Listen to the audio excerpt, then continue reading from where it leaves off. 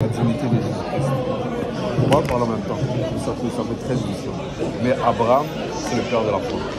C'est par qui est né Jacob et Jacob et Isaac. Et par la suite, ça fait les Juifs. Et à un moment donné, ça a permis que par les Juifs, en fait, nous avons pu avoir le salut. Parce que la Bible dit dans le livre de Jean 4 que le salut vient du Juif. Parce que Jésus-Christ était un Juif. Et par la suite, il a accompli ce qu'il devait faire. Il a accompli son rôle qui était de mourir à la croix. C'est quelque chose que vous devez savoir. Mais Abraham, il avait un appel dans sa vie. L'appel de Jésus, c'est-à-dire de répondre à ce que Dieu veut que tu fasses dans sa vie. Abraham, en tant que tel, était, on a cette expression d'une première génération. Son père ne servait pas à Dieu. Tu connais un peu Terach? Terach, en fait, c'est le père d'Abraham. Tu vas voir qu'après que Noé est sorti de l'arche, ceux qui sont sortis de l'arche, ils étaient 8. Papa Noé, maman Noé, ses enfants et les femmes de ses enfants. Maintenant, après cela, ils ont commencé à faire des enfants et tout ça. Et avec ces 8 personnes, la terre comme ça. Et à un moment donné, Terach va faire naissance à Abraham. Et ils avaient Terach, en fait, naissance à Abraham. Mais Abraham, il était l'oncle à Lot. Si on va dans le livre de Genèse 11, juste pour te mettre dans le contexte, ça dit que voici la postérité de Terach. Terach engendra Abraham, Nachor et Aaron. Aaron, c'est le frère à Abraham, et Nachor aussi. Maintenant, on dit Aaron engendra Lot. Et Aaron mourut en présence de Terach, son père, au pays de sa naissance, à Ur, en Chaldée. Abraham et Nachor prirent des femmes. Le nom de la femme d'Abraham était Sarai, et le nom de la femme de Nachor était Mika, fille d'Aaron, père de Mika et père de Jésus. So, Nachor était le frère d'Abraham. Et Aaron aussi. Aaron va engendrer Lot. Donc Abraham était son oncle. Mais Lot va perdre son père. Juste dans le verset 28, Genèse 11, 28, on dit que et Aaron mourut en présence de Terach, son père. Donc Lot n'avait plus personne, il n'avait plus de père. Et par la suite, on va voir qu'un peu plus tard, Terach lui-même va aussi mourir. Le père Abraham va mourir. Si on regarde la situation de Lot, Lot était comme un orphelin. Il n'y avait pas personne. Il a perdu son père, il a perdu son grand-père.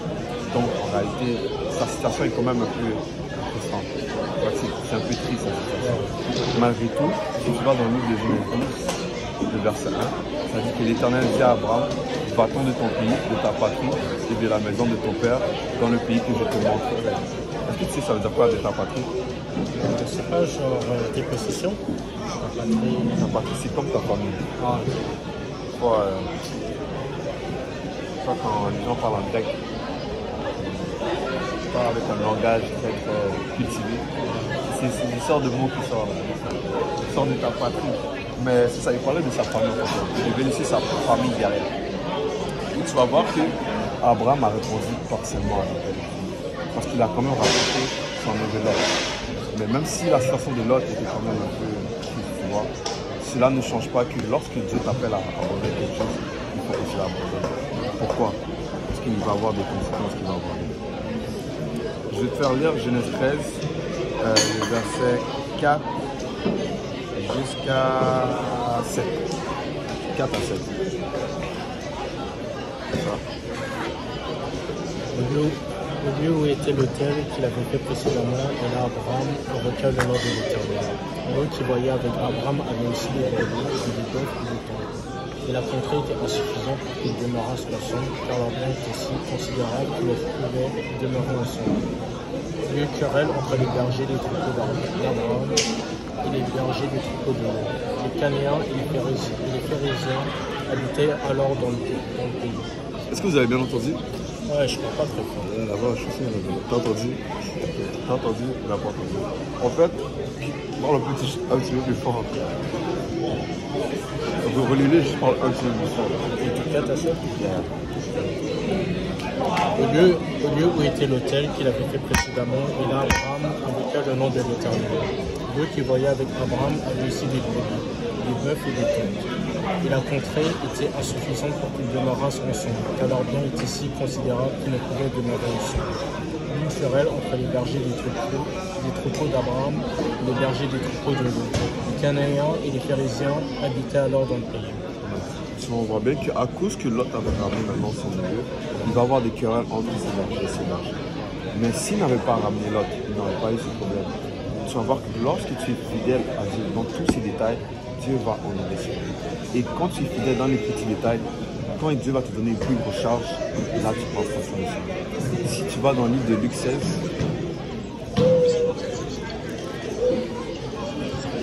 Moi, je peux pas changer. attends, non, je laisse. Toi, tu es plus un gars qui lit sur papier, hein? Et même moi, bon, ça aide beaucoup. Juste le seul désavantage, c'est quand tu lis les versets là. Tu tournes les pages, tu tournes les pages. Luc 16, verset 10. Tu lis là? Celui qui est fidèle dans les moindres choses, mais aussi dans les grandes. Et celui qui est injuste dans les moindres choses, mais aussi dans les grandes. Celui qui est dans les moindres choses aussi dans les grandes. Tu vois, souvent nous, l'être humain, on va toujours faire ce qui est dans le pareil. Mais ce qui est dans le plus petit, on ne va pas le faire. Par exemple, quand on va faire un spectacle, juste vraiment, c'est une analogie. Quand on fait un spectacle, tout le monde va avoir le plus grand rôle, mais le rôle secondaire, pas tout le monde va l'avoir. Mais parfois, tu vas voir que le rôle principal, le rôle secondaire en tant que tel, a un impact puissamment sur le rôle principal. Si on prend n'importe quoi, les films, n'importe quoi, les séries, animation, tu vas voir que le personnage principal, lorsqu'il marche, il y a toujours des gens qui vont impacter ça marche. Tu vas voir que les rôles secondaires sont très importants, parce que sinon, le personnage principal ne grandit pas. Mais parfois, des personnes vont toujours avoir le rôle principal, et non le rôle secondaire. Et tu vas voir que dans le royaume de Dieu, ceux qui sont les plus cachés en fait, ce sont eux qui vont avoir le plus compris lorsque nous allons arriver dans le royaume de Dieu. Parce que tu vas voir que cette personne que tu vois là en fait, elle intercède pour les gens, elle prie pour les gens. Peut-être qu'elle donne de l'argent même pour ton ministère. Par exemple, le ministère, c'est quand on va dire, tu fais des études bibliques, quand tu évangélises. Lorsque tu as des projets en tant que tel, d'évangélisation, n'importe quoi, tu vas voir qu'il y a toujours des gens qui te financent. Mais ces personnes-là, elles ne viennent pas devant les gens et tout ça, ils donnent l'argent. Et tu vas voir que lorsqu'on va arriver dans le royaume des cieux, tu vas voir des gens que tu n'as jamais vus devant, mais tu vas voir qu'ils ont des grandes récompenses. Tu vas dire, mais là, à quel moment c'est arrivé? Mais c'était parce que lorsque les gens que tu vois devant en tant que tel, ce sont ceux qui prennent toute attention. Mais ceux en derrière font aussi un grand travail. Et parfois, ceux qui sont dans l'ombre, c'est ceux qui font même le plus grand travail. Tu vois les évangélistes, ceux qui évangélisent en tant que tel. Il y a souvent ceux-là. Ce sont les personnes qui dépensent beaucoup. Ce sont les personnes qui vont faire beaucoup de sacrifices, mais souvent ne vont pas recevoir le même. C'est souvent les pasteurs ou les grands prophètes. Prophètes tels, ils font tout ça ta vie. Après, tu vois que tu as 10 millions, je ne sais pas. En tout cas, surtout ceux qui attirent l'attention, ce sont eux qui vont avoir l'honneur. Mais ceux qui font ça dans le secret, parfois, personne ne va faire. Et souvent, c'est souvent eux qui ont les plus grandes récompenses dans les cieux. Et dans ce verset-là, il dit que celui qui est fidèle dans les moindres choses sera aussi fidèle dans les grandes choses. Si Dieu t'appelle à faire quelque chose dans ta vie, sois fidèle même dans les moindres choses, même dans les petits détails. Parfois, Dieu va te dire de ne pas manger les biscuits. Non, je l'ai dit. Tu manges pour rien si tu veux. Mais. Non, c'est sûr. Là, j'ai pas pris. Mais tu vas voir que souvent, quand Dieu nous dit quelque chose, parfois on va l'éviter. Mettre en contexte. Ouais, bah moi je pense que ça m'a déjà arrivé. Ça t'a arrivé? Ouais. Dans des fois j'avais des conseils dans ma tête qu'il fallait que je puisse prêcher dans le métro. Ouais. Des fois genre, je sais pas si c'est moi ou si c'est vraiment Dieu. Oh, chacun son ministère. Moi je suis pas encore arrivé à ce niveau-là, je crie dans le métro. Répondez-vous! Vous allez le refaire! C'est chaud. Ouais. Donc moi, on me dit que je suis beaucoup très extraverti, mais ça, moi, je suis pas capable. Je ne suis pas à ce niveau-là encore. Mais si Dieu fait grâce, mais sache que parfois Dieu va te demander de parler à une personne. Ouais. Ça, c'est quelque chose que Dieu fait souvent. Mais parfois, on va toujours esquiver. Oh. La meilleure des excuses, c'est qu'on va dire j'ai pas le temps. Ou soit on va essayer de dire que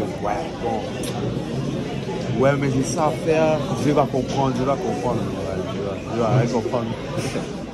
Dieu sait toutes choses, il sait très bien que tu peux faire cela, mais parfois on va faire des excuses. C'est juste lorsque Dieu te demande de faire quelque chose, sois juste fidèle à lui, même dans les moindres détails. Il y a des versets bibliques que moi personnellement que j'avais lus, j'ai une forte conviction par rapport à cela. Parce que j'ai pas toujours grandi à l'église. Là je suis la parole de Dieu, mais il y a des gens là, ce n'est pas la parole de Dieu. Je pense même que je faisais des choses qui allaient à l'encontre de la parole de Dieu. Et je dis ça en tout cas. Parce que je parlais avec des amis, ce que pas dans la parole de Dieu. Tu vois ce que je veux dire? T'inquiète pas. Je pense qu'on est pareil, mon gars. Je sais pas par contre. C'est ça les choses qui sont arrivées. Mais par la suite, lorsque j'ai entendu l'appel de Dieu dans ma vie, j'ai accepté. Parce que l'appel de Dieu, c'est le meilleur cadeau que Dieu peut te donner. Parfois, tu vas voir que tu vas répondre à l'appel, mais tu vas retomber. Mais sache que Dieu peut te rappeler. Dieu ne va jamais cesser de t'appeler. Même si tu le mets dehors de ta maison, il va cogner à ta porte. Oh, mais c'est biblique, hein? Il va cogner à ta porte. Si tu vas dans le livre de Apocalypse 3. Ouais, mais ça, à un moment donné, genre Jésus dit, genre je toque à la porte, et il répondait. Je toque à la porte. Ouais. Imagine si je chasse quelqu'un de ta maison, il lui recogne. Tu as envie d'ouvrir la porte de chasser quand même. Mais il va revenir le lendemain. Parce que c'est comme ça que Dieu nous aime. Dieu est prêt à aller plus loin que certaines personnes qu'on fait. Par exemple, quand il est mort à la croix, je sais pas, même personne n'a fait ça. Je t'aime bien, mais bon, il y a des limites. Mais sache que c'est quelque chose que tu es prêt à faire pour nous. Comme tu as parlé tout à l'heure de la dignité de Dieu. Tu dis que Jésus-Christ est le Fils de Dieu et il est aussi Dieu. C'est quelque chose qui est complètement unique. Et c'est complètement vrai. Mais est-ce que tu sais pourquoi on l'appelle Fils de Dieu? Je pense que c'est sa relation avec le Père. Genre, l'identité devant son Père, c'est qu'il est son Fils. Mais ils partagent la même nature. Genre. Du coup, genre, Jésus est aussi Dieu. Tu as la bonne réponse. Ouais, mais va dans le livre de Luc 1,35. C'est parce que ta réponse est très bien. Elle est très bien expliquée. Mais il y a juste. Je veux juste voir si tu as réellement bien compris ce que tu disais. Okay. Comment tu fais pour changer? Ouais, c'est chaud, hein? Ouais. Dans le livre de Luc 1. Ah, ok. Quand me semble, genre, c'était comme au commencement. Non, c'était au commencement la parole et avec. Était la parole. La parole était avec Dieu et la parole est Dieu. Ouais. Puis ensuite, la parole est devenue chair. Ouais, on va parler de ça même. Lis-moi Luc 1, verset 35. Luc 1, verset 35. Okay. L'ange lui répondit, le Saint-Esprit viendra sur toi et la puissance du Très-Haut te couvrira de son nom. C'est pourquoi le Saint enfant qui naîtra de toi sera appelé Fils de Dieu. Ah, ok. Donc du coup, genre, il est né du Saint-Esprit. Donc c'est pour ça qu'il est Fils de Dieu. Parce que comme il a une naissance, comme il est né, c'est pour ça qu'on l'appelle Fils de Dieu. On est tous les deux d'accord que Dieu est esprit, ouais. On est tous les deux d'accord, On est tous les deux d'accord que c'est Dieu qui a créé les cieux et la terre. Ouais. Mais quand on retourne dans le livre de Genèse, qui a créé les cieux et la terre? C'est Dieu. C'est Dieu. Ouais. Et dans le verset 2, qu'est-ce qu'on dit? On dit que l'Esprit de Dieu. Ouais. L'Esprit de Dieu, c'est mauvais. Ouais. Donc le Saint-Esprit est là. Oui. Parce que le Saint-Esprit n'est seulement l'Esprit de Dieu, right? Ce sont ces deux attributs. Qu'il est saint et qu'il est esprit. Maintenant, Dieu va commencer à parler. Est-ce que son esprit est différent de sa parole? Ben, genre, je sais, genre, il y a des gens qui disent que le Saint-Esprit est Dieu aussi, que le Fils est Dieu et que le Père est Dieu. Genre, c'est la Trinité. Ouais. Est-ce que tu penses que c'est trois personnes différentes? Oui. Maintenant, laisse-moi te poser une question.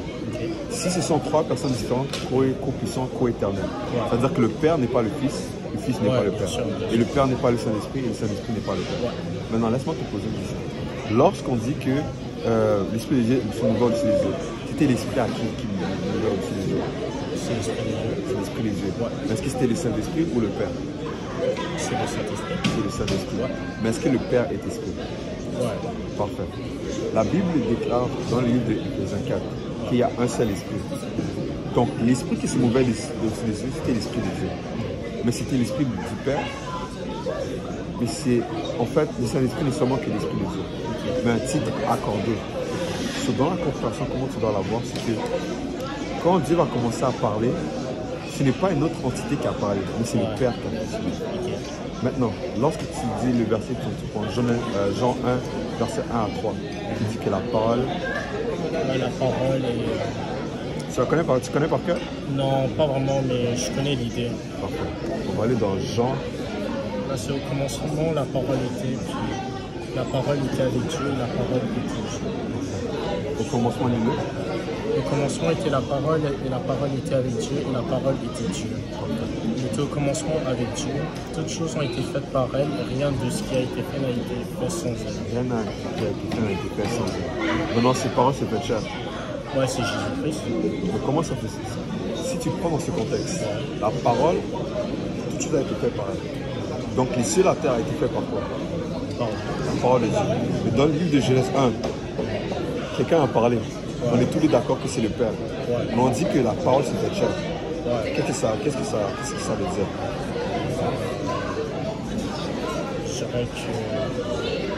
Je dirais que le Fils est engendré du corps. Tu as la raison. Il a été. Je sais, le mot en anglais c'est begotten. En anglais? Ouais, begotten. Oubliez ça. Non, je sais plus comment. Begotten? Ouais, c'est ça. Ouais. Donc c'est dans ce sens-là que la parole est devenue chère. Ouais. Je sais pas si tu comprends ça. Ouais, je comprends ce que tu veux dire. Ce que j'essaie de t'apporter, c'est que c'est le Père qui s'est manifesté dans la chair. Ah, le Père? C'est pas le Fils de Dieu? C'est le Fils de Dieu. Pourquoi on l'appelle Fils de Dieu? On l'a vu dans Luc 1, 35. Ouais. Pourquoi on l'appelle Fils de Dieu? C'est parce que... Ah merde, j'ai oublié. Luc 1, 35 nous dit que le Saint-Esprit viendra sur toi. Ok, ouais. C'est à vous qu'on l'appelle. On l'appelle Fils de Dieu. Dis-moi. Ça veut pas dire, genre, ce que tu es en train de dire, ça veut pas dire que le Fils est le Père. C'est ça que tu es en train de dire? Que le Fils est le Père. C'est le Père en chair. Ça, c'est pas mélangeant. Parce que si tu vas dans le livre de Jean 14, ça dit que moi... Genre, si on dit que le Fils est le Père, c'est-à-dire que le Fils n'a pas de Père. Pourquoi on l'appelle Fils de Dieu? Parce que si tu prends dans ce contexte-là, le Père n'est même pas le Père du Fils. Ouais, mais genre, je veux dire, partout dans la Bible, genre, on dit que, genre, par exemple, le Fils va dire, je m'en vais vers le Père. Donc, ils ne peuvent pas être la même personne. Quand il dit je m'en vais vers le Père, il veut dire que je vais vers le ciel. Parce que, tu vois, Dieu est partout. On est tous les d'accord. S'il dit que je vais vers le Père, ici Dieu est partout. Il va courir partout. Ouais. Mais si je peux te dire que le QG, le quartier général de Dieu, en fait, l'endroit où on peut dire qu'il est là, c'est le royaume de Dieu. Parce que son but, c'était d'aller à la croix, partir au ciel et maintenant redescendre. Ouais. Parce qu'on dit qu'il allait dans un tabernacle qui n'est pas fait de main d'homme. C'est dans le livre d'Hébreux. Je vais juste te le montrer. Il y a quand même pas mal de passages qui disent comme genre, nous savons que nous sommes de Dieu si nous assumons que, genre, je sais plus là, mais admettons si on va dans Philippiens chapitre 2. Juste te montrer le verset par rapport à... Ouais, puis il me semble si tu vas dans Hébreux 1, ça dit que le Père appelle le Fils Dieu. On va aller dans ces deux versets. Je vais juste te montrer celui par rapport au sanctuaire. C'était là. C'est dans le livre d'Hébreux 9, ou bien 10.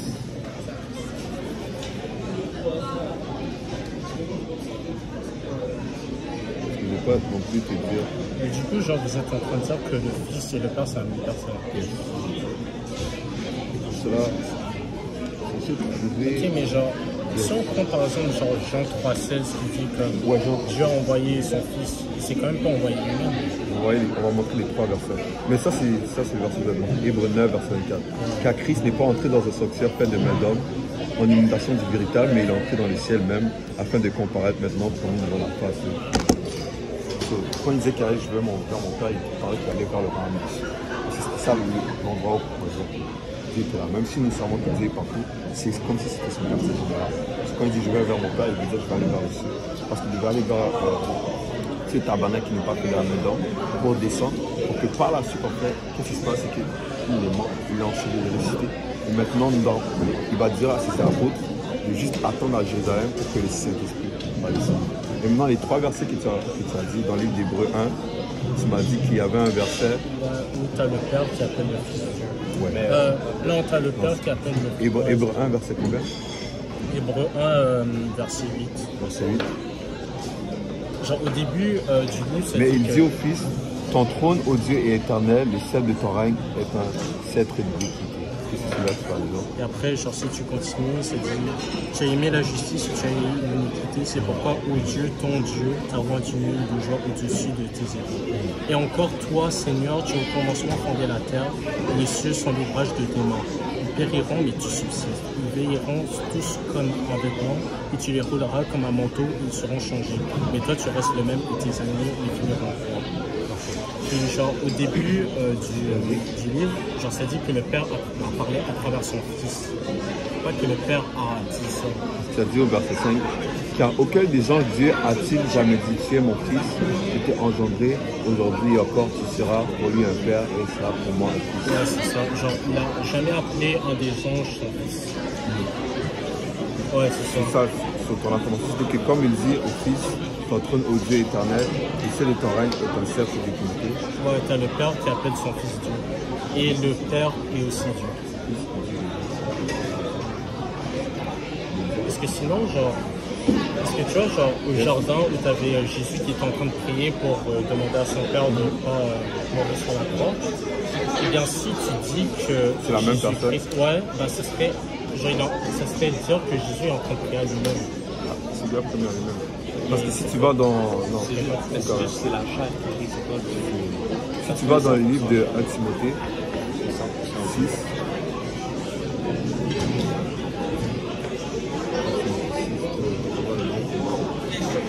il y a un verset qui dit que Dieu s'est livré lui-même. Juste te le montrer. Et après, on pourrait aller dans... Et après, on va aller dans le ouais, bah c'est le Père qui a envoyé le Fils. Parfait. On dit que dans le livre de 1 Timothée 3, versets 15 à 16, mais afin que tu saches, si je tarde comme il faut se conduire dans la maison de Dieu, qui est l'église du Dieu vivant, la colonne et l'appui de la vérité. Et sans contredire le mystère de la vérité est grand.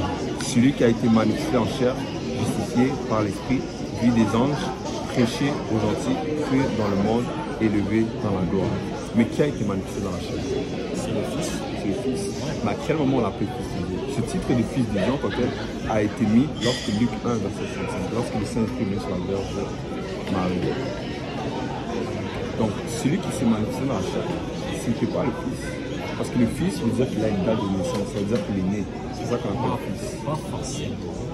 Genre, parce que là, tu es un peu en train de dire que Jésus-Christ, genre, il n'a jamais existé avant sa naissance. Jésus-Christ, c'est qui? Jésus-Christ, c'est le Fils de Dieu. Parfait. À quel moment on lui a donné le nom de Jésus-Christ? Genre, c'est à sa naissance. Ouais. Si on dit que Jésus-Christ était là avant, c'est comme si dire que le corps était là avant même. Ouais, mais par exemple, si tu vas dans Révélation 22:13, ça dit qu'il est l'alpha et l'oméga, le premier et le dernier, l'éternel. Donc il a existé avant qu'il puisse être un chien. Parce qu'il a une double nature. Ouais, il est en même temps homme et Dieu. Puis c'est sa nature chère qu'il a depuis le début, ouais. Et c'est sa nature divine. Sa nature divine, il l'avait déjà bien avant. C'est sa nature divine qui était là avant. C'est pour ça qu'on dit qu'il y a le commencement et la fin. Ouais. Le commencement et la fin. Parce que sa nature divine est là depuis jeune. Ouais. Mais sa chair a une date de commencement. Quand tu as pris le verset Hébreu 1 par rapport à que Dieu, il faudrait que je relis. Ouais, bah c'est ça, je disais que Dieu a parlé d'abord à travers ses prophètes et ensuite il a parlé à travers son fils. Bah, à travers son fils. Mais le message qu'il a parlé à travers son fils, c'était pour que tout le monde donne la réponse. Ouais, c'était pour révéler le Père qui est invisible. Parfait. Mais comment il a fait ça à travers son fils? Le fils, c'est seulement la chair, c'est seulement le corps. Par son corps, en tant qu'il a fait ce message. Parce que le corps, c'est pas le corps qui bougeait, mais c'était l'esprit de Dieu. Parce qu'à chaque fois que tu vas voir les Écritures, il va dire que ce n'est pas moi qui fais les œuvres, mais c'est mon Père qui fait les œuvres. Comment se fait-il? Parce que le Père est esprit. L'esprit à l'intérieur en tant que tel, c'est ça qui bouge le corps. C'est ça qui fait les œuvres. C'est ça qui fait tout. Lorsqu'il dit que il a prêché, en fait, comme ça dit que par son fils, il a pu faire un message, c'est-à-dire qu'il a utilisé un corps pour pouvoir parler avec sa création. Parce que si tu dis que Jésus-Christ en tant que tel était là avant même qu'il soit né, ce serait une contradiction par rapport aux Écritures. Ouais, mais comment on peut appeler le Père s'il n'a pas de fils? Tu vois? Parce qu'il a créé tout. Ouais, mais genre, ça fait pas de sens. Parce que genre, tu peux pas dire que c'est le Père si le Fils n'a jamais dit ça. Parce qu'avant d'être le Père de cette chair, il est Père de chacun d'entre nous, parce qu'il a créé toutes les choses. Ce titre de Père qui est accordé, c'est dans la création. Dieu a créé les cieux et la terre. Donc, il est Père de les cieux et de la terre. ce truc qu'il est accordé, on peut même le voir dans le livre d'Hébreux 12. Il faut savoir que ce n'est pas seulement dans la relation avec son corps, le Fils. Il faut savoir que dans Hébreux 12, verset 9, il dit que d'ailleurs, puisque nos pères selon la chair nous ont châtiés et que nous les avons respectés, ne devons-nous pas, à bien plus forte raison, nous soumettre au Père des esprits pour avoir la vie, donc les Pères des esprits. C'est un titre qui est accordé. Lorsqu'on parle de le Père et le Fils, c'est par exemple sa relation avec sa création, son corps. Mais son corps n'est pas une séparation de lui, parce que son corps peut lui permet de pouvoir interagir avec nous et de pouvoir accomplir son rôle, qui est de mourir à la croix. Est-ce qu'on peut aller dans Matthieu, genre au moment... Et tu voulais aller dans Philippiens 2. Ouais, ceci. Matthieu. Mais parce que genre, me semble, lors du baptême de Jésus, tu as le Saint-Esprit qui descend sur Jésus-Christ et tu as le Père qui dit « Voici mon Fils dont j'ai un grand plaisir ». Je pense que c'est genre Matthieu 3... Matthieu 3, 17. Matthieu 3, 17 dit « Et voici une voix qui t'entend des cieux, ces paroles. Celui-ci est mon Fils bien-aimé, en qui j'ai mis toute mon affection. » Amen. Et dans le contexte, ça peut faire pourquoi une voix a été entendue. Parce que c'est Parce que c'est pour accomplir une parole qui a été donnée à Jean-Baptiste. La raison pourquoi c'est arrivé, c'est parce que Jean-Baptiste, tu vas voir dans le livre de Jean, Jean-Baptiste a entendu une voix qui est du désert. Et par la suite, il disait que celui... Est-ce que tu reconnais au moins que genre cette voix appelle Jésus-Christ? Ouais, donc c'est le Père. C'est le Père. Ouais. Mais avant même qu'il y ait un Père, c'est quoi? Retourne à Genèse 1. Il a toujours été un Père. Il était dit au début, il a créé les cieux, la terre. Ouais, on va aller dans Jean 1. Je comprends bien que le Père est Dieu. Genre le Père a toujours été Dieu. Mais je dis juste que le Père a toujours été Père. On va aller dans le livre de Jean 1 pour que tu puisses, qu'on puisse parler par exemple que le Saint-Esprit et le Père a parlé. Là, on va aller dans le livre de Jean 1. Tu vas voir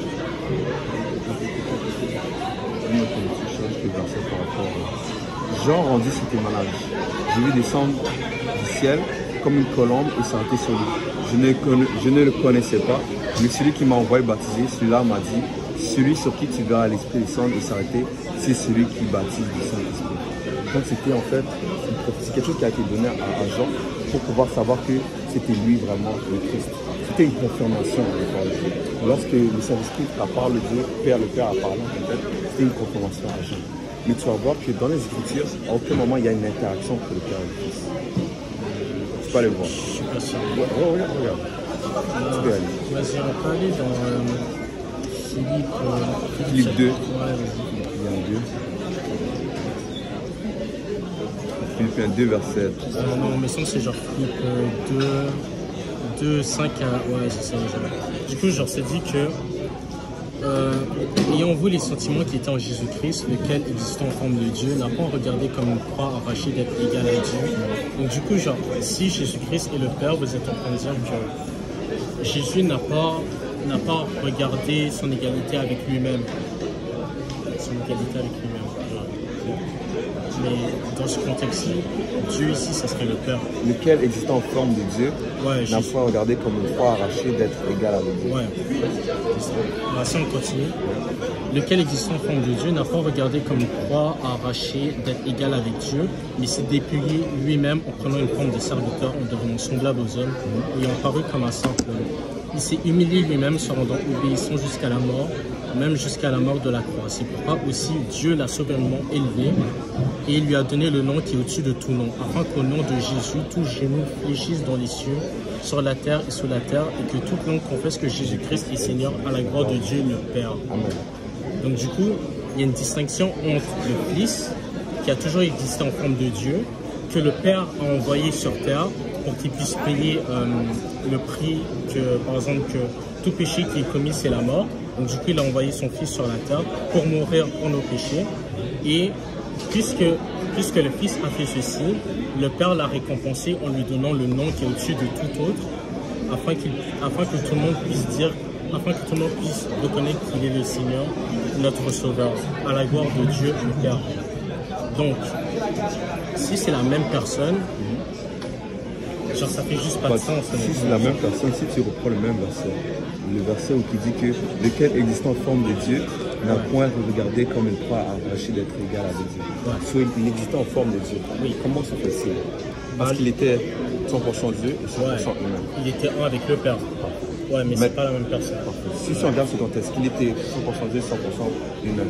Maintenant, qu'est-ce qui se passe? Il dit qu'il n'a pas essayé d'être égal avec Dieu. Il faut savoir que dans la vie de Jésus-Christ, il était 100% dans l'humilité.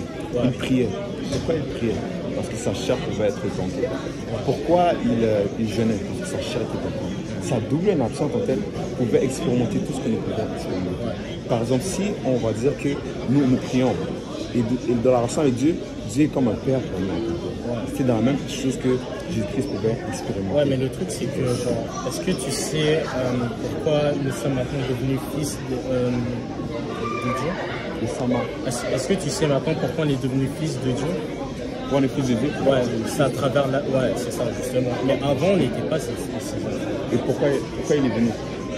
Bah, il est venu pour nous sauver de nos péchés, vu que personne n'arrivait à tenir les 10 commandements.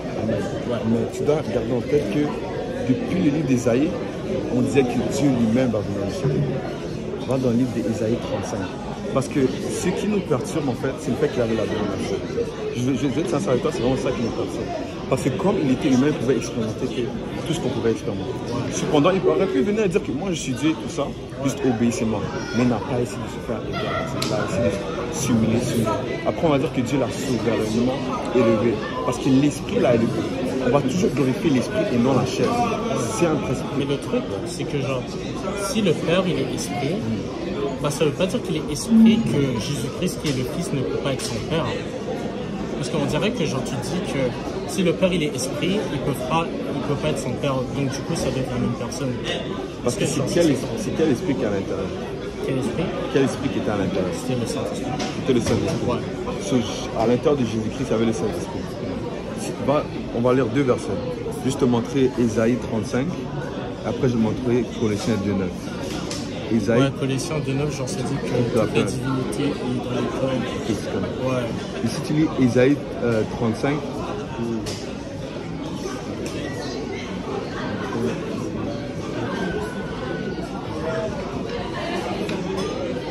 Isaïe.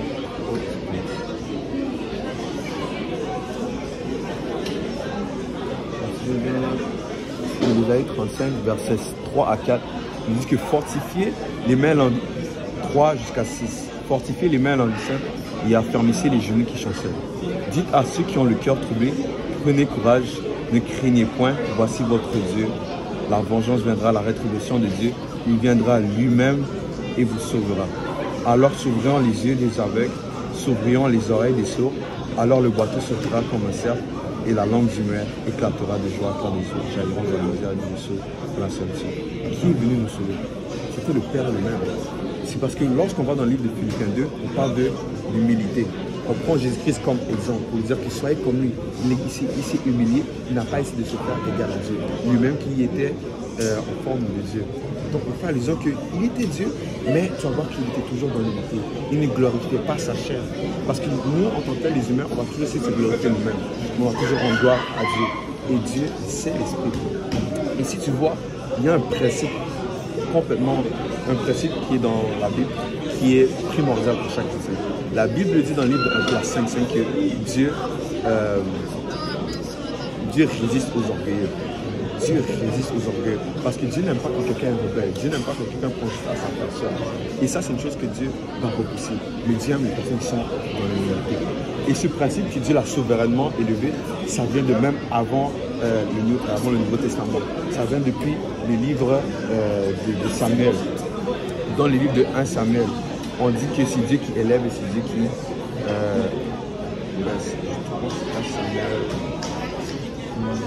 1 Samuel 2, verset 7. L'Éternel a approuvé, il enchit et il abaisse et il élève. C'est lui qui élève et c'est lui qui abaisse. Mais il va élever qui? Celui qui est orgueilleux? Non, parce que Dieu résiste aux orgueils. Il va élever celui qui est dans l'humilité. C'est un principe qu'on peut voir dans Philippiens 2. Philippiens, c'est un épître à l'église pour pouvoir donner un conseil à l'église. Pour dire que ne soyez pas dans l'orgueil, mais soyez dans l'humilité. dans Philippiens 2 va commencer comme ça. Donc, s'il y a quelques grandes relations en Christ, s'il y a quelques soulagements dans la charité, s'il y a quelques unions d'esprit, s'il y a quelques compréhensions, quelques miséricordes, rendrez ma joie parfaite. Ayant un même esprit, un même amour, une même âme, une même pensée, ne faites rien par esprit de parti ou par vaine de gloire. En fait, pour glorifier soi-même. Il dit, mais que l'humilité vous fasse regarder les autres comme étant au-dessus de vous-même, que chacun de vous, au lieu de considérer ses propres intérêts, considère ceux des autres. Après, il va dire, ayez en vous les sentiments qui sont en Jésus-Christ. C'est un exemple. Parce que notre modèle, en tant que tel, c'est Jésus-Christ pour chacun des chrétiens. Oui, parce qu'il était dans les mondes. Ouais. Je voudrais qu'on puisse aller dans Jean 10, 27. Parfait. Tu veux aussi lire, excuse-moi, je te rends un peu Jean 3, tu veux le lire aussi. Ouais, ça aussi. Jean 10, 37.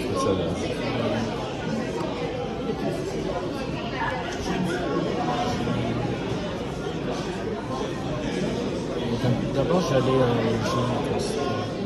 Jean 10, pour l'instant, c'était Jean 10, 27.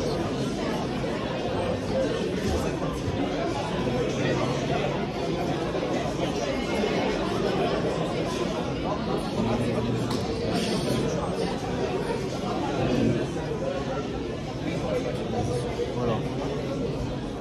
Ok, donc là, on a Jésus. Genre, en gros, il s'est accusé d'être un blasphémeur. Donc là, genre, il dit, je vous l'ai dit, vous ne croyez pas. Les œuvres que je fais au nom de mon Père rendent témoignage de moi. Mais vous ne croyez pas parce que vous n'êtes pas de mes brebis. Mes brebis entendent ma voix. Je les connais et elles me suivent. Je leur donne la vie éternelle et elles ne périront jamais. Et personne ne les ravira de ma main. Mon Père qui me les a donnés est plus grand que tout et personne ne peut les ravir de la main de mon Père. Moi et le Père, nous sommes un. Donc je pense que genre, est-ce que genre, quand tu as lu ce verset, genre, tu t'es dit littéralement que c'est la même personne? Parce qu'il a donné autorité sur ce peuple. Ok, mais donc, du coup, genre, il s'est donné lui-même. Il s'est lui-même donné des brebis. Okay. Parce que si tu retournes, on va dans Jean 3,16.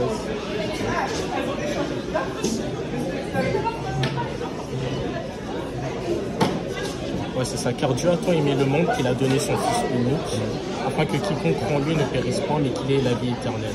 Dieu, en fait, n'a pas envoyé son Fils dans le monde pour qu'il juge le monde, mais pour que le monde soit sauvé par lui. Ouais. Dieu a envoyé son Fils. Non, ouais. Ouais. Maintenant, comment le Fils a été fait? Il a jamais été créé. Le Fils n'a jamais été créé? Ouais, jamais. Il n'a jamais été créé. Comment il a été envoyé? Bah, il a toujours existé avec le Père. Si tu dis que parce le que Fils n'a jamais... Mais qui s'est manifesté dans la chair? Ouais, parce que regarde, genre si tu vas dans Jean 1,3, ça dit que rien n'a été créé sans le Fils. Donc le Fils ne peut pas avoir été créé. Le Fils, ça dit par la parole. Ouais, mais on est d'accord que la parole c'est le Fils. Ouais, c'est Jésus. Ouais, parce que quand tu vas dans Jean 14, ça dit que la parole a été faite chair, elle est venue en chair. Mais Jésus-Christ, il avait déjà existé avant qu'il puisse être en chair. Si je comprends bien ce que tu dis, quand on va dans le livre de Genèse 1, la parole est différente de l'esprit et l'esprit est différent de la parole. C'est pas mal ça que le verset 10 dans Jean 1. Ouais. So, si Dieu parle, c'est qui parle? C'était le Père, mais genre, ils sont un. Mais c'est pas la même personne. Donc, est-ce que c'est Jésus-Christ qui a fait les cieux et la terre ou c'est le Père? Bah, regarde, si on va dans le livre de Jean 1. Non, Hébreu. Ça, c'était Hébreu 1.3. Genre, ça dit que...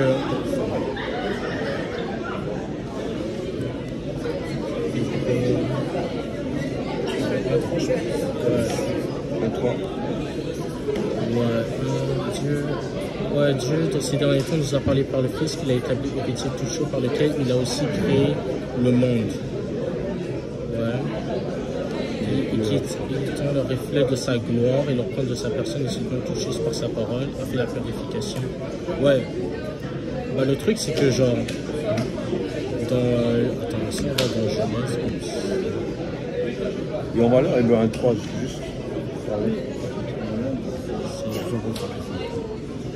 Dieu a créé les cieux, la terre était forme, Dieu dit que la lumière soit et la lumière fut, Dieu dit. Ouais, c'est ça.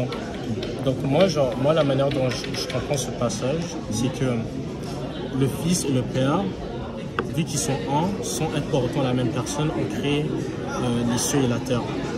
Et tu as aussi l'Esprit de Dieu qui se mouvait au-dessus des eaux. Donc ça, c'est un exemple de la Trinité où tu as les trois qui ont créé les cieux et la On terre. pouvait voir le Fils. Bah, il était esprit. Il y avait trois esprits Ouais. qui se mouvaient au-dessus des autres. Ouais, bah oui, parce que le Fils n'était pas encore incarné. Ok. Je vais répondre à ta question juste après. Et ça veut dire que si je prends ton expression, Jésus-Christ est ici. Bah, il est omniprésent. Il est omniprésent. Est-ce que Jésus-Christ est à l'intérieur de toi? Non. Enfin, je dirais que c'est le Saint-Esprit. Est-ce que le Père est à l'intérieur de toi? Bah, genre, ce serait plus genre son Saint-Esprit qui est à l'intérieur de moi. Mais tu peux dire que le Père est à l'intérieur. Comment je pourrais dire que le Père est à l'intérieur de moi? Bah, parce que genre, t'as Jésus-Christ avant qui avait dit qu'il doit partir au Père et qu'il allait envoyer le Saint-Esprit pour qu'il puisse guider tous les croyants. Ouais. Maintenant, je vais te montrer un verset. Éphésiens 4, verset 6. Éphésiens 4, verset 6. Il dit qu'il y a un seul Dieu, Père de tous, qui est au-dessus de tous, et parmi tous, et en tous. C'est là à l'intérieur de nous. Le Saint-Esprit, il parle à une église. Éphésiens, c'est une église. Sur là, il dit à une église que le Saint-Esprit est en vous. Parce qu'ils sont fait baptisés. Maintenant, ils font un seul corps. Et quand tu te fais baptiser, le Saint-Esprit vient habiter en toi, tu deviens le temple de Dieu. Mais maintenant, dans ce verset, il dit que le Père est en nous. Comment se fait-il? Ouais, j'imagine, dans ce sens-là, tu peux dire ça. La seule chose que je vais t'amener, en fait, c'était juste le fait que l'Esprit de Dieu, c'est Dieu. Ouais, je sais, c'est Dieu. L'Esprit de Dieu, c'est Dieu. Mais le Père n'est pas le Saint-Esprit. Mais comment il peut être en toi? Parce qu'il y a deux esprits en toi. Quand tu fais un seul esprit, il y a deux esprits. Il n'y a pas deux esprits en moi, c'est juste que genre Jésus-Christ, il a envoyé le Saint-Esprit venant de Dieu. Ouais. Et genre le Père, le Fils et le Saint-Esprit sont Dieu. Mais c'est genre il y a un seul Dieu, mais il s'existe en trois personnes. Parce que le Fils, il est référé à Dieu. Par exemple, dans Jean 58, le Fils qui dit « Avant qu'Abraham fût, je suis ». Et le je suis, c'était qui parlait à Abraham? Bah, c'était Dieu. Est-ce que c'était le Père qui a adressé? Est-ce que c'était le Fils qui avait adressé? Est-ce que c'était ça? Bah là, pour le coup, ce serait le Fils. Parce qu'à un moment donné, genre, je pense que c'était genre dans Jean 8, 52. C'est Jean 8, ouais. Ouais, genre, et après, genre, ça disait comme... t'avais des gens qui disaient « Ah, mais comment t'as pu voir Abraham alors que tu n'as même pas 50 ans ?» Puis t'as Jésus qui dit qu'il est le grand je suis, qu'il est le Dieu d'Abraham et d'Isaac et de Jacob. Et je vois pas que c'était une contradiction parce que genre... Au moment qu'Abraham parlait, lorsque Moïse parlait avec le buisson ardent, dans le livre d'Exode, celui qui parlait, c'était le Fils. Ouais. Ce n'était pas le Père. Bah, genre, me semble, avant, t'avais l'ange du Seigneur. Puis l'ange du Seigneur, bizarrement, il est appelé Dieu, puis il agit comme Dieu, et il fait tout ce que Dieu fait. Quel ange? Me semble qu'il s'appelait l'ange de Dieu. Genre, est-ce que tu... C'est un messager. Dans Exode. Ouais, il y a des gens qui disent que ange, c'est juste un messager. Ouais. Mais ce même messager, il se prenait pour Dieu, puis Dieu disait que mon nom est en lui. Tu vois? Il faudrait juste que je vois le verset. Ouais, faudrait que tu vois. Ouais, me semble que c'est dans Exode, genre Exode 23, 21. Genre, il disait que...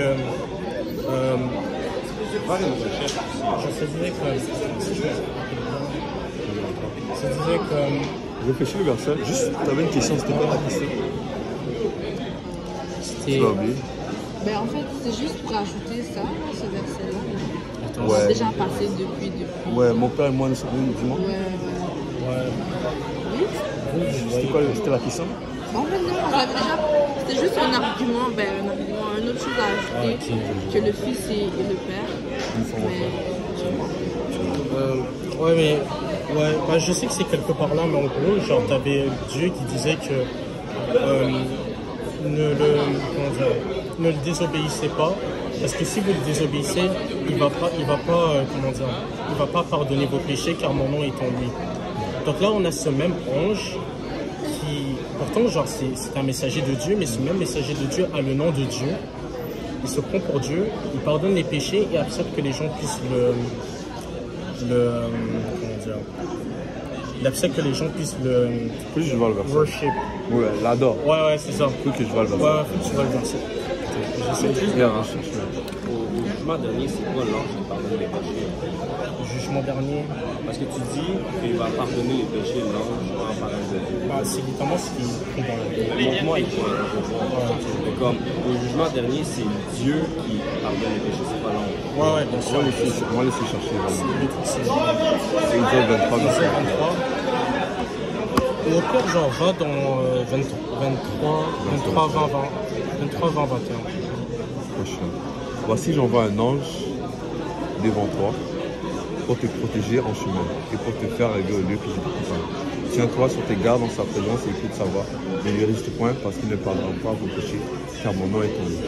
Mais si tu écoutes sa voix et si tu fais tout ce que je te dirai, je serai l'ennemi de tes ennemis et l'adversaire de tes adversaires. Parfait. Du coup, genre, on a un ange qui a littéralement, genre, qui se prend pour Dieu et qui a le nom de Dieu. Mais on sait que. Je reviens dans le contexte un peu. Parce qu'il y a un contexte à l'histoire. Ouais, bien sûr. Parce que tu peux pas juste prendre un verset et dire c'est la vérité parce que Je sais. C'est pour ça que j'avais dit de regarder Mais quand même. le verset 20.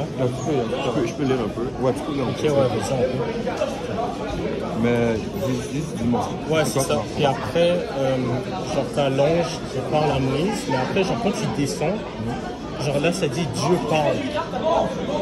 À travers l'ange. Ouais.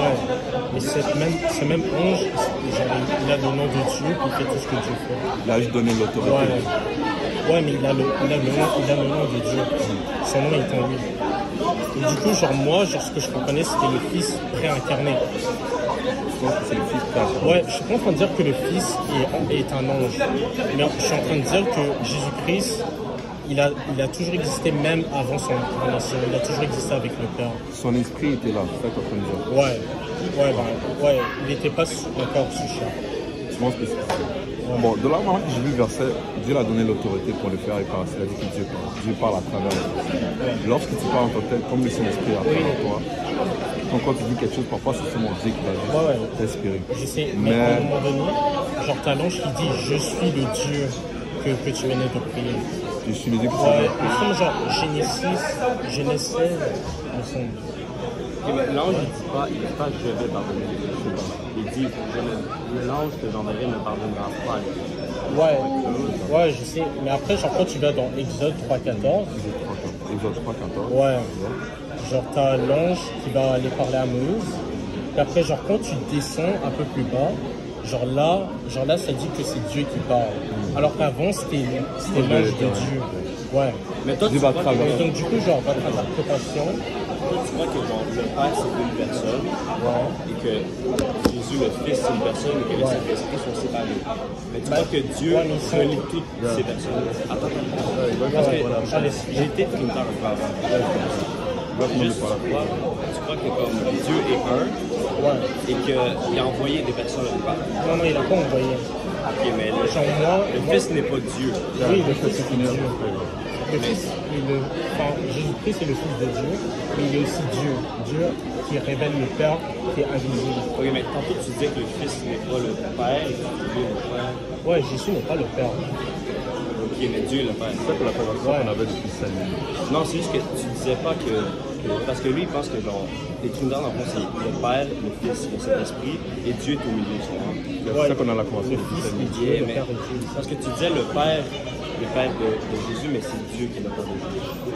Il faut que tu dis que ça prend ce que je disais. Parce que je disais qu'il est le Père de Dieu, c'est dans sa nature humaine. C'est ça, mais C'est ça. Dieu est le Père. Je disais le Père et le Père.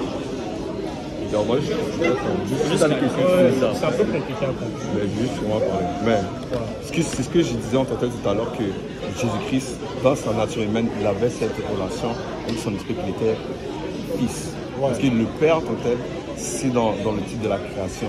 Donc lorsqu'il a créé la chair en tant que tel, cette chair, dans sa relation avec cette chair en tant que tel, il y avait une relation de Père et Fils. Mais ce n'était pas deux personnes différentes.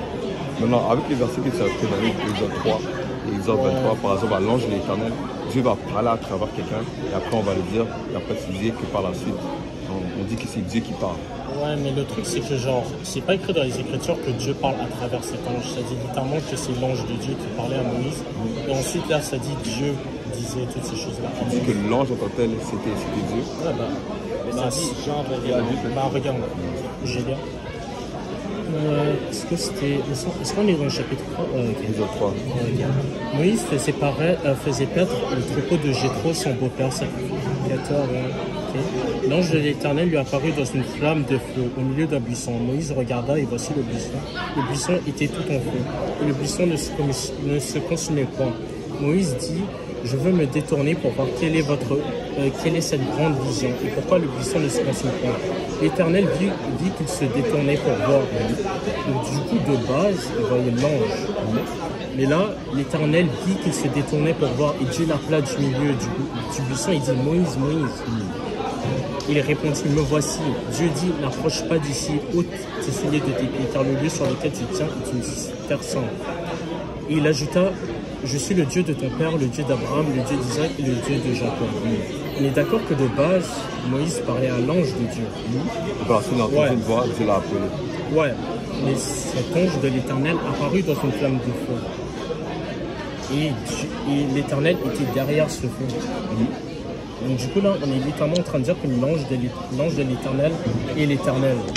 Mais je sais pas, mais genre, c'est ça qui est un peu bizarre parce que genre, on sait très bien que Dieu n'est pas un ange. Message. Ouais, c'est ça. Mais pourtant, ce messager, genre, il dit, je suis le père, il dit que je suis le Dieu d'Abraham, le Dieu d'Isaac et le Dieu de Jacob. Enfin, mais est-ce que l'ange de l'Éternel était Dieu?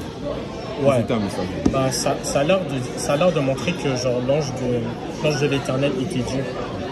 Ouais, parce qu'il possède son nom. Parce qu'il va juste donner l'autorité. Il a fait ça avec Moïse. Si je te montre un verset dans le livre d'Exode, il va faire Moïse comme un Dieu devant Pharaon. Ouais, je sais, mais alors pourquoi l'ange de l'Éternel dit je suis le Dieu d'Abraham? À quel moment il a dit je suis le Dieu d'Abraham? Bah, il a dit. Quand Dieu a dit, Dieu les appela. Bah, c'est ça que j'ai lu comme verset, que je viens de lire. La Bible dit que Dieu l'appela du milieu du buisson. Ouais. Dieu l'appelait. Ouais, mais de base. C'est l'ange qui parlait. Ouais, c'est ça. On va lire ensemble. Moïse fait perdre le troupeau de Jéthro, son beau-père, sacrificateur de Madian, et il mena le troupeau derrière le désert. Il vint à la montagne de Dieu à Horeb. L'ange de l'Éternel lui apparut dans une flamme au milieu d'un buisson. Moïse regarda et voici le buisson était tout en feu et le buisson ne se consumait point. L'ange de l'Éternel lui apparut dans une flamme. Par la suite, Moïse dit: je veux me détourner pour voir quelle est cette grande vision, et puisque le buisson ne se consume pas. L'Éternel vit qu'il se détournait pour voir et Dieu l'appela. Donc, l'Éternel a utilisé un ange.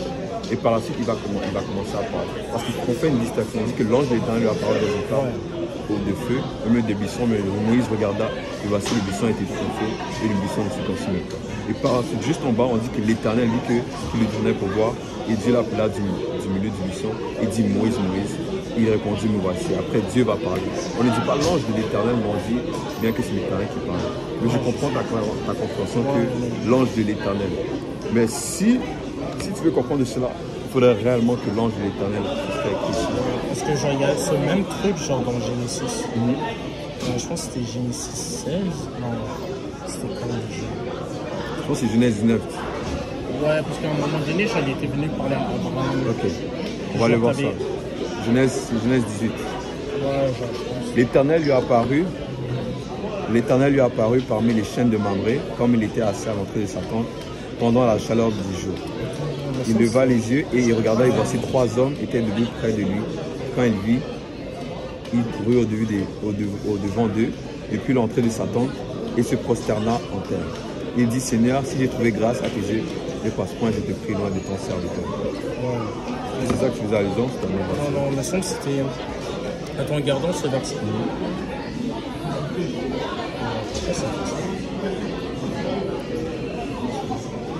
Parce que tu sais que Moïse en tant que tel, Dieu a fait comme si, grand Pharaon, que Moïse était comme un Dieu.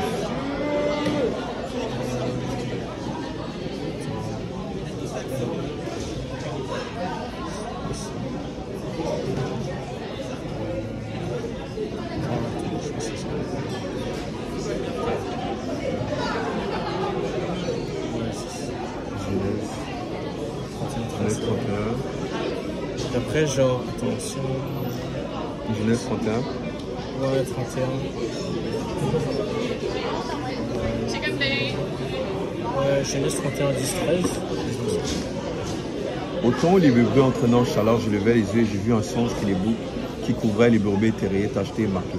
Et l'ange de Dieu me dit en songe: Jacob, je répondis, moi aussi. Il dit, lève les yeux, regarde tous les bouts qui couvrent les brebis sont envoyés t'acheter et marqués. Car j'ai vu que tout ce que fait Laban, je suis le Dieu de Bethel, où tu as au moins un monument, où tu m'as fait un vœu. Maintenant, lève-toi, sors de ce pays et retourne au pays de ta naissance. Ouais, on est d'accord que Jacob, de base, prie à l'Éternel. Puis là, tu as l'ange qui dit, je suis le Dieu de Bethel. C'était un songe. Au temps où les brebis entraient en chaleur, je levais les yeux et je vis un songe. Ouais, et l'ange de Dieu me dit en songe, Jacob, je répondis, me voici, il dit, lève les yeux, regarde tous les bouts qui couvrent les brebis sont rayés, tachés et marqués, car j'ai vu tout ce que je t'ai fait, tout ce que je t'ai fait là-bas. Je suis le Dieu de Bethel. Et du coup, c'est l'ange qui dit, je suis le Dieu de Bethel, en songe. Ouais, il a dit en songe. Mais c'est l'ange qui dit, je suis le Dieu de Bethel, celui que tu as prié. Mais il envoie un message. Mais est-ce que ça veut dire que l'ange est Dieu?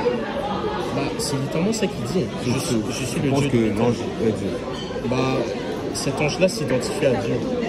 Donc tu penses que celui qu'on voit dans le livre de Genèse 31, dans le livre d'Exode 3, ces anges en contexte sont des dieux? Je ne suis pas en train de dire que les gens sont dieux. Je dis que cet ange s'identifie à Dieu. C'est ce que dit ce passage. Il dit, je suis le Dieu de Bethel à celui que tu as prié. Okay. So, l'ange se manifestait dans la chair.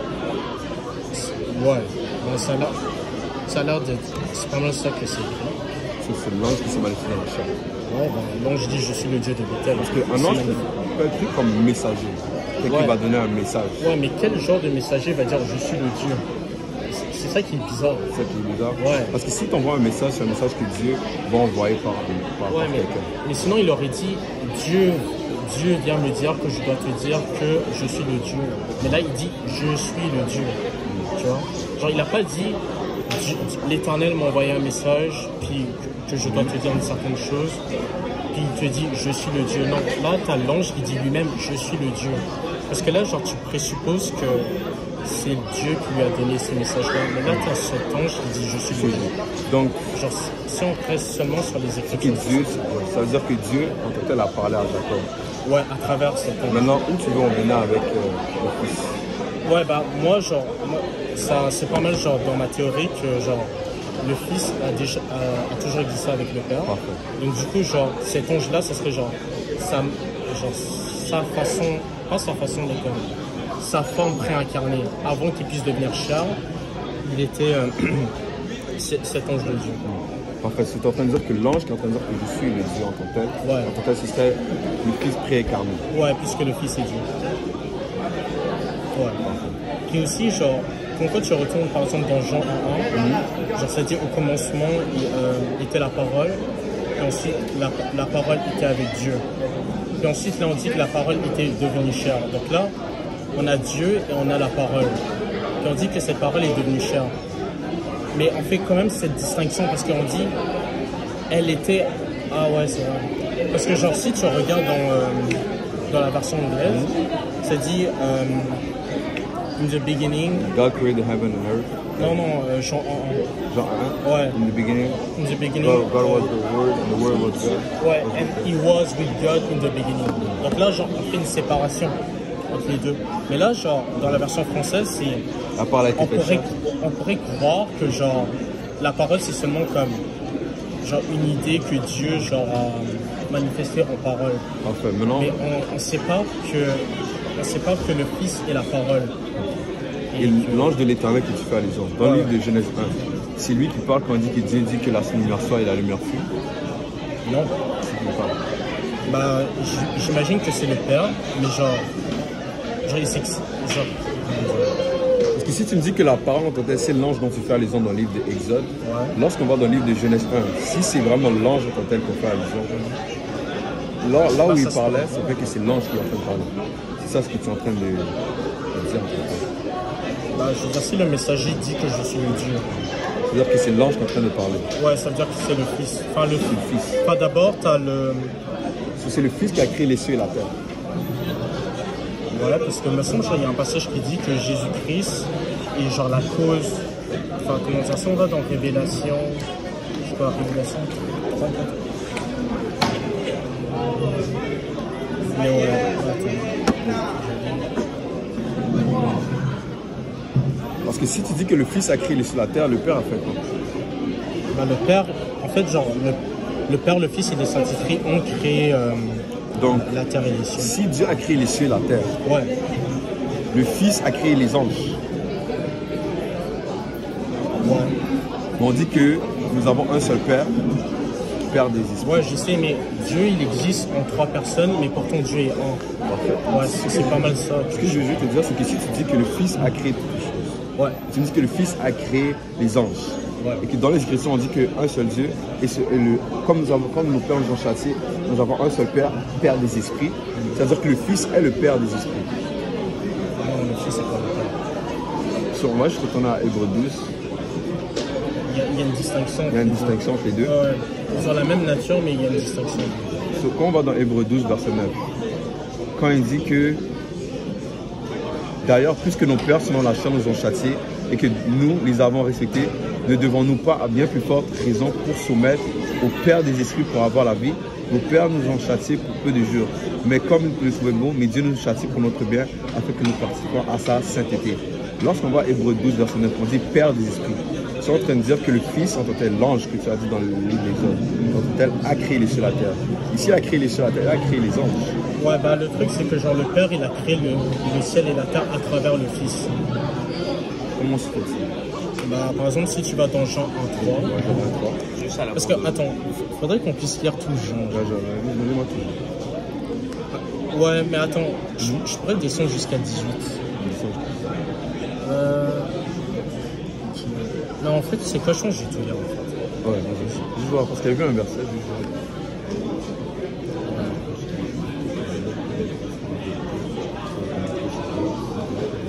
Mais on dit que dans Jean 1, verset 14, que et la parole a été faite chair et elle a habité parmi nous, pleine de grâce et de vérité. Et nous avons contemplé sa gloire, une gloire comme la gloire du Fils unique, venu du Père. Ouais. Donc le Fils a créé les cieux et la terre. Ouais, C'est le Fils en tant que tel a créé les anges. ouais. Mais la Bible dit qu'on a un seul Père, Père des esprits. C'est le Fils, c'est le Père. Non, le Fils, c'est pas le Père. Attends, genre, laisse-moi juste lire tout le passage. Au commencement était la parole, et la parole était avec Dieu, et la parole était Dieu. Il était au commencement avec Dieu, toutes choses ont été faites par elle, rien de ce qui n'a pas, de rien et rien de ce qui n'a été fait sans elle. En effet, elle était la vie, et la vie était la lumière des hommes. La lumière, lui, dans les ténèbres, et les ténèbres ne l'ont pas reçu. Il y eut un homme envoyé de Dieu, son nom était Jean. Il vint pour servir de témoin, pour rendre le témoignage à la lumière, afin que tous crussent par lui. Il n'était pas la lumière, mais il parut pour rendre témoignage à la lumière. Cette lumière était la véritable lumière qui, en venant dans le monde, éclaire tout homme. Elle était dans le monde, et le monde a été fait par elle, et le monde ne l'a pas connue. Elle est venue chez les siens, et les siens ne l'ont pas reçue. Mais à tous ceux qui l'ont reçue, à ceux qui croient en son nom, elle a donné le pouvoir de devenir enfants de Dieu, lesquels sont nés, non du sang, ni de la volonté, ni de la chair, ni de la volonté de l'homme, mais de Dieu. Et la parole a été faite chair, et elle a habité parmi nous, pleine de grâce et de vérité, et nous avons contemplé sa gloire, une gloire comme la gloire du Fils unique venu du Père. Jean lui a rendu témoignage, il s'est écrié, c'est celui que j'ai dit, celui qui vient après moi, qui m'a précédé, car il était avant moi. Et nous avons tous reçu de sa plénitude grâce pour grâce. Car la loi a été donnée par Moïse, et la grâce et la vérité sont venues par Jésus-Christ. Personne n'a vu Dieu. Le Fils unique qui est dans le sein du Père est celui qui l'a fait connaître. Le Fils est dans le sein du Père. Donc C'est là, celui qui l'a fait connaître. Donc Ouais. celui qui nous a fait connaître le Père, c'est le Fils. ouais, le Fils a fait connaître le Père. Ouais, c'est vraiment ça qui est écrit. Sur quoi on voit le Fils, Ouais. on voit le Père. Ouais, mais genre, c'est pas exactement. C'est pas comme ça qu'on doit le voir. Non, non, c'est plus comme. Parce qu'ils disent genre- que personne n'a jamais vu Ouais. Dieu, le Fils unique. Ouais. Il faut faire allusion que Jésus est le Fils unique, Ouais. qui est dans le sein du Père. Ouais. Et celui qui l'a fait connaître, et celui qui l'a fait connaître. Donc Jésus-Christ nous a fait connaître le Père. Bah, regarde. C'est juste montrer deux versets. Ok. Ouais, parce que le truc, c'est que genre, si tu vas dans Hébreux 1.3, ça dit que Jésus est la parfaite représentation de Dieu. L'empreinte de sa personne. Ouais. Sur Jésus-Christ, c'est le Père. Bah, si c'est le Père, pourquoi tu parlerais de représentation si c'est la même personne? Parce que c'est l'empreinte de sa personne. Si, par exemple, c'est deux personnes distinctes. Ouais. Le Père ne peut pas être tu ne peux pas dire que s'il est engendré, un Père et un Fils ne peuvent pas être identiques. Il va y avoir des petites ressemblances, mais ne vont pas être l'empreinte de sa personne. Si tu dis que c'est l'empreinte de sa personne, c'est-à-dire que si je prends ma main, je commence à dessiner et je mets sur la table. Ouais, mais ça C'est veut par pas, exemple. ça veut pas forcément dire que c'est la même personne.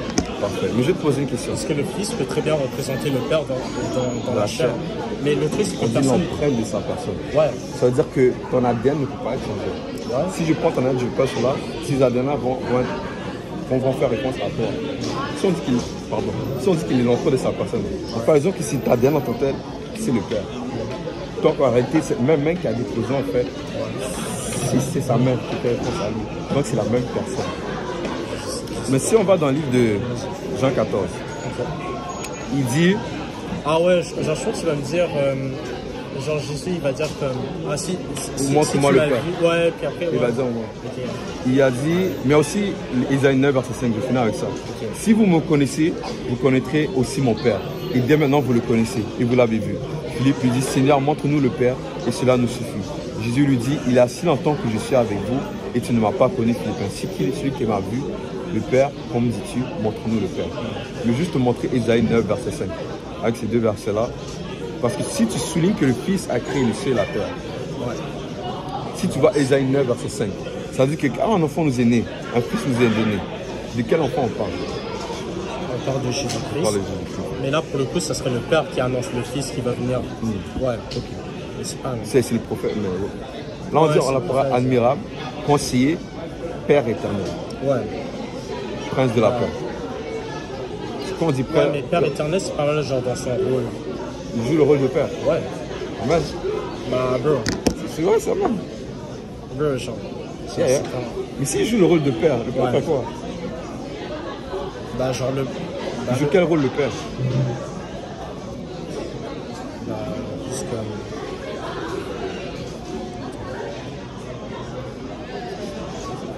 comme. Tu l'as bien dit, bon. Ouais, je sais, mais.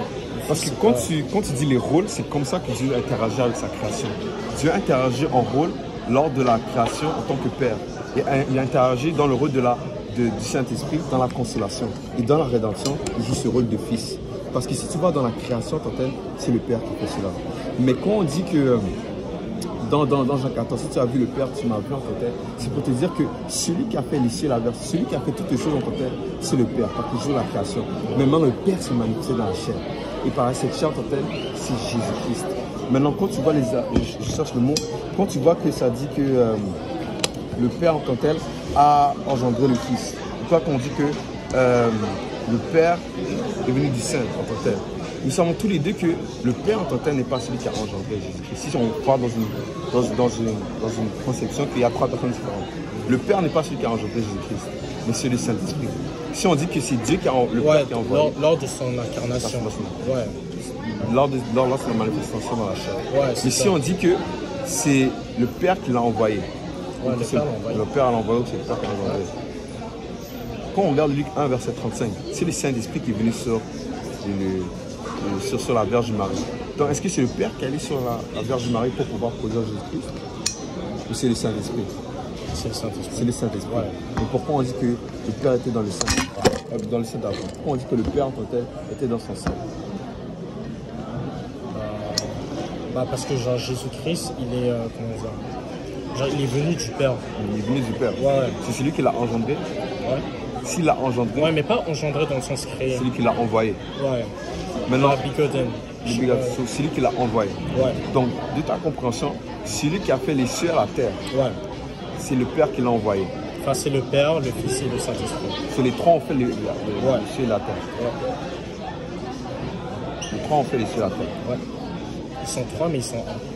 Enfin, il y a trois personnes. Enfin, pas trois personnes, mais.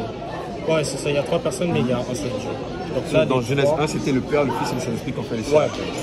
Puis un exemple aussi, genre, par exemple, il y a Matthieu 28, 19.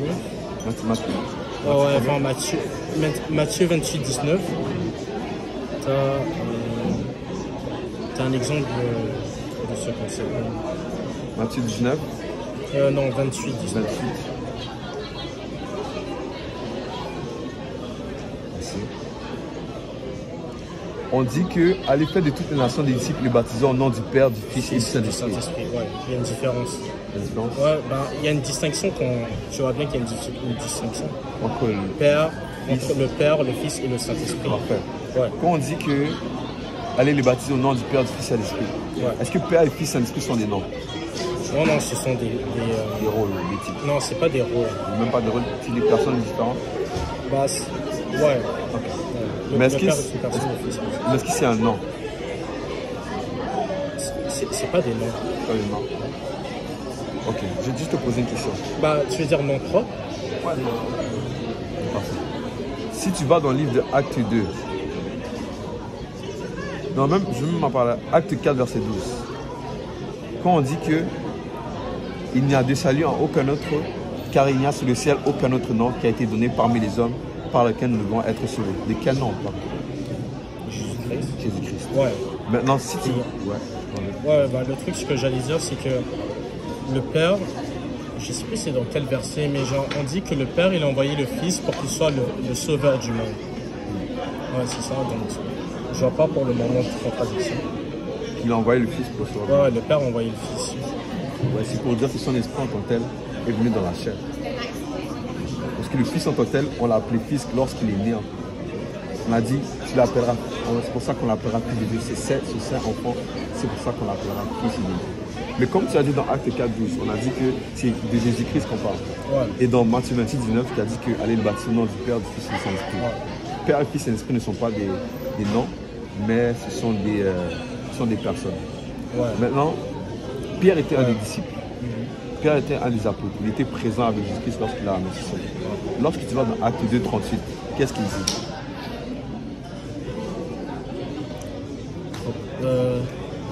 C'est quoi le numéro de choisi? 38. Ensuite, Pierre leur dit, répondez-vous que chacun de vous soit au nom de Jésus-Christ. Et vous recevrez le don du Saint-Esprit. Ouais. Et on dit que chacun de vous soit baptisé au nom de Jésus-Christ pour le pardon de vos péchés et vous recevrez le don du Saint-Esprit. Ok, donc du coup, genre c'est quoi ton argument? C'est le fait que quand on allait dans Acte 4, verset 12, on était tous les deux d'accord qu'il n'y a de salut en aucun autre nom. Il y a de salut, excuse-moi, il n'y a de salut en aucun autre, car sous le ciel, aucun autre nom qui ait été donné parmi les hommes par lequel nous devons être sauvés. Donc le nom qu'on fait allusion. Du coup, tu vas dire que le Saint-Esprit, le Père et le Fils, c'est genre la même personne. C'est Jésus. Parce qu'on a tous les deux lu Ésaïe 9, verset 5. Ouais, je sais, mais... Ésaïe 9, verset 5, c'est pas... Non, mais il y a quand même une distinction. Il y a quand même une distinction. Ouais. Parce qu'il y a plusieurs passages qui distinguent le Père et le Fils. Mais après, genre, ta théorie, c'est pas mal que genre le Père, c'est genre Jésus-Christ, mais genre sa version esprit. Non, c'est juste que le Père s'est manifesté dans la chair. Parce qu'on dit que le ministère de la piété, Dieu, c'est Dieu, il a été manifesté dans la chair. Donc là, genre, l'argument, c'est pas mal de dire que Jésus-Christ n'a pas de Père. Jésus-Christ n'a pas de Père. Ouais. Donc, s'il est le Père, c'est que Jésus-Christ n'a pas de Père. Dieu n'a pas lui-même le Père. Parce que dans sa nature humaine, dans sa double nature, il peut avoir il peut dire que, en fait, l'esprit de Dieu, c'est son Père. Il peut dire cela. Comme il est charnel comme nous. Parce que s'il priait, ça veut dire qu'il n'est pas réellement égal. Bah, pas forcément. S'il priait à Dieu. Ouais. Et qu'il est soumis à Dieu. Bah, regarde, le Fils, il est arrivé dans la chair. Et là, du coup, vu qu'il est arrivé dans la chair, eh bien, il peut pas dire, comment dire, qu'il est égal à son Père, vu qu'il est chair maintenant. Parce qu'on dit que, me semble, dans Isaiah, genre, ça disait que Dieu, il est Dieu de toute chair. Mais vu que le Fils est arrivé dans la chair, le Fils ne peut pas vraiment dire qu'il est égal à Dieu, puisqu'il est sous chair. Ouais, c'est ça que je pense. C'est ça. Si, avec ce que tu viens de dire, qu'il est Dieu de toutes les chairs, comme il est dans la chair totale, il a cette relation, il a ce mot à dire que Dieu est mon Père. Parce qu'il est sous la chair, comme tu l'as dit. Ouais, genre, t'es tellement en train de dire que genre, il parlait à lui-même. Parce que si tu dis que le Père, le Fils et le Saint-Esprit sont trois personnes, ils forment un seul Dieu. Ouais. Donc lorsque tu vas dans... Enfin, pas qu'ils forment un seul Dieu, là ils sont tous Dieu. Donc ils sont tous Dieu, mais... Égal. Tu sais, genre, c'est pas des parties, c'est pas genre le Saint-Esprit, 33%. Est-ce qu'ils sont distincts? Ouais, ils sont distincts. Il y a trois personnes. Ouais, il y a trois personnes qui les trois sont un. Mais ouais, c'est difficile. C'est quand tu vas dans le livre de Genèse 1, quand Dieu dit, qui dit? Bah, ils sont trois. C'est les trois en train de parler en Ouais, même ils sont temps. trois, hein, ouais. Parce qu'à un moment donné, genre si tu vas dans Genèse 1,26, ça dit nous allons créer l'homme à notre image. Mais là, tu vas dire qu'il était avec des anges. Non, l'ange, c'est un peuple de majesté. Je pense qu'il révèle plutôt sa pluralité. Ça peut arrêter. Ouais. Donc, Dieu a trois bro, personnes. bro, c'est ça qui est écrit. C'est écrit Genèse 1, verset 26, que nous ferons l'homme, faisons l'homme à notre image. Puis après, genre, quand t'as Adam et Ève qui mangent la pomme, puis là, genre, ouais, qui mangent le fruit. Puis après, genre là, t'as dit, ah, voilà que l'homme est devenu comme nous. Ouais. Dieu fait référence à lui-même en tant que pluralité. Pluralité de majesté. En nous. Bah, de majesté, je sais pas où t'as vu ça. C'est dans le règne des Jébel. Ouais, je sais, mais là, pour le coup, c'est Dieu. Ouais. Tu compares par exemple la reine d'Élisabeth, tu parles au pluriel de majesté. Ouais, mais le truc, c'est que c'est pas ça qui est écrit dans les Écritures. C'est pas dit que Dieu a dit ça en tant que... l'homme. Non, il a pas dit ça. Enfin, c'est pas écrit dans la Bible qu'il a dit ça en tant que genre démonstration de... T'as dit quoi? C'est un pluriel de majesté. Ouais, c'est ça, genre. Il a dit que c'était pluriel en personne. Bah, il a dit créons l'être humain en notre image. Il n'a pas nommé sa majesté, mais il n'a pas nommé que c'était pluriel. C'est correct. Mais quand tu vas à Ésaïe 9, verset 5, quand on dit que quand le Fils nous a donné, on l'appellera Père éternel. Ouais. Donc, le Fils, même en tant que tel, on l'appelle Père. Mais ce n'est pas le même Père que... C'est pas le même Père qu'on fait allusion. Ouais. Ça fait allusion en fait. Ouais, là, pour le coup, je n'ai pas tellement cherché. Mais je sais que...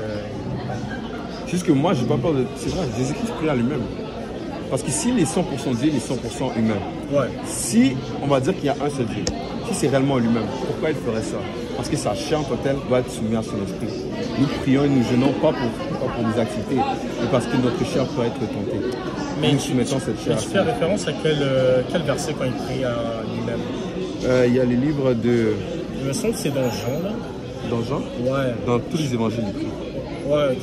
Je pense que c'est le livre de... Il prie au Père. Matthieu 26. Pourquoi je prends la Bible? Oh,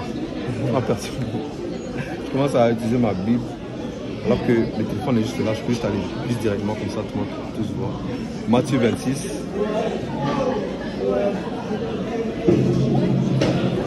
Matthieu 26. Toi, t'as pas de cours après, hein? Bah, j'étais supposé partir bientôt. Ok, toi, t'as abonné le cours. Bah, non, c'est juste que genre, c'est mon seul cours de la journée. Ok, mais on a des cartes de notre jeu une heure après. Bah, je préfère retourner chez moi. Mais vas-y, je vais. Matthieu 26, verset. Matthieu 26, car ceci est le centre de l'Alliance. Verset 34. Je te le dis, en vérité, cette nuit même, avant que le coq chante, tu me réuniras 3 fois. Pierre lui répondit, quand il me faudra mourir avec toi, je ne te réunirai pas. Et tous les disciples dirent la même chose. Là-dessus, Jésus alla avec eux dans un lieu appelé Gethsemane et il dit aux disciples, asseyez-vous ici pendant que je m'éloignerai pour prier. Il pria avec lui Pierre et les 2 fils de Zébédée. Il commença à éprouver de la tristesse et de l'angoisse. Il leur dit alors, mon âme est triste jusqu'à la mort, restez ici et veillez avec moi. Puis, ayant fait quelques pas en avant, il se jeta sur sa face et prit ainsi, mon Père, s'il est possible que cette coupe s'éloigne de moi, toutefois non parce que je veux, mais ce que tu veux. Et il vint vers les disciples qu'il trouva endormis et il dit à Pierre, vous n'avez donc pas pu veiller 1 heure avec moi. Veillez et priez afin que vous ne tombez pas dans la tentation. L'esprit est bien disposé, mais la chair est faible. Ouais. Et selon une seconde fois, il prie ainsi, mon Père, ce n'est pas possible que cette coupe. Ouais, ok. Bah, genre, on est d'accord que Jésus, il est à la fois humain et Dieu. Ouais. Mais là, genre, là c'était clairement sa nature humaine qui était en train de changer. Parce que là, il commençait à être triste et tout, il commençait à pleurer et tout. Et après là, il pria. Bah, il prie justement parce que genre, il est, comment dire, il est humain. Ouais, mais il est soumis au Père. Donc... Et le Père, quand on dit qu'il est soumis au Père, ça veut dire qu'il est soumis à l'Esprit. Parce que qu'est-ce qu'il dit, tu ne sais pas. Qu'est-ce qu'il dit, il ne sait pas. Quand on dit que ce n'est pas moi qui fais les œuvres, mais c'est mon Père qui fait les œuvres. Il fait allusion à quoi? Les œuvres sont l'Esprit. Je sais pas. Parce que comme tu l'as dit, le même passage qu'on a pris tous les deux, on est complètement dans la même approche que Jésus-Christ était 100% humain. Ouais. Donc lorsqu'il priait, c'était pour que cette chair soit dans l'humilité en fait. pour que cette chaîne ne tombe pas dans la tentation. Comme elle a dit dans le verset 41, veillez prêt afin que vous ne tombez pas dans la tentation, l'esprit est bien disposé, mais la chair est faible. Parce que la chair pouvait tomber, malgré tout, ne l'a pas tombé. Pourquoi? Parce qu'il a soumis son à sa chair, à son esprit. Il a pris à lui-même. Je sais pas. Mais bon, on va aller continuer. Ah, c'est pas grave. Mais j'ai aimé discuter avec toi. Surtout ça, on n'est pas obligé de lancer des tables, tout ça, on peut avoir une belle discussion puis être obligé de pouvoir te lever le parcours. Mais on fait souvent des études bibliques comme ça. On parle de la parole de Dieu, tout ça. Et l'unicité, si tu veux, bon, même mardi prochain, on peut littéralement prendre un temps, va chercher des versets, aller chercher les versets, on s'assoit, on prend un thème, chacun, on parle de la nature de Dieu, on parle de qui est Jésus-Christ réellement. C'est vraiment à toi. Mais tu veux un biscuit ou... Non, j'ai assez mangé. On va prier, parce que bon, on a parlé pour un genre, on va prier. Merci Seigneur, Père éternel, Seigneur Papa, pour avoir été en musique, Seigneur Papa, de pouvoir parler de toi, Seigneur Papa, pour rentrer, Seigneur Papa, en folie, Seigneur Papa, Seigneur Papa, aller à l'autre sur le montage, Seigneur Papa, Seigneur Papa, nous te remercions, Seigneur Papa, pour tout ce que tu fais, Seigneur Papa, que ta volonté, Seigneur Papa, soit faite, Seigneur Papa, que tu veux, Seigneur Papa, soit fait, Seigneur Papa. Nous ne voulons pas faire notre effort pour volonté, mais ta volonté directement, Seigneur Papa, afin que ton nom soit élevé, Seigneur Papa, et que ta volonté soit faite, Seigneur Papa. Père éternel, Seigneur Papa, agir, Seigneur Papa, Seigneur Papa, que ta parole soit élevée, Seigneur Papa, qui sont en Seigneur Papa, tout le monde dit au nom de Jésus. Amen. C'est ça, parce que je voulais pas. Non, c'est bon. Mais